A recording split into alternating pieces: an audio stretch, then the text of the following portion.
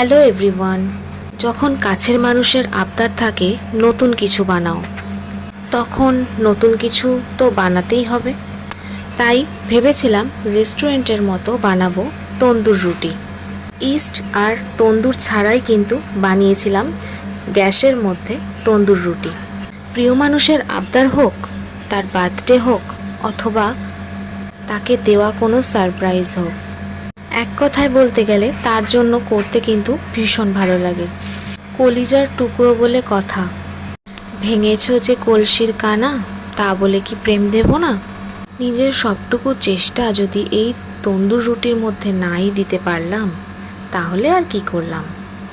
অনেক তো বকবক করলাম, চলো এবার রুটিটা বানিয়ে ফেলি ঝটপট করে। ময়দাটা কিভাবে মেখেছিলাম, কি কি দিয়েছিলাম সবটাই তোমরা দেখেছো। আর এবার দেখো বেলে নিলাম, আর একটু বেশি করে জল দিতে হবে, দিয়ে তারপর কিন্তু তাওয়ায় দিতে হবে, না হলে রুটি কিন্তু পুড়ে যাবে। তো দেখো তাওয়ায় দেওয়ার পরে রুটি আস্তে আস্তে অনেকটাই ফুলে উঠছে। আর এবার তাওয়া থেকে নামিয়ে গ্যাসের মধ্যে আমি একটু ভালো করে সেঁকে নেব। তন্দুর রুটি একদম রেডি হয়ে গেছে।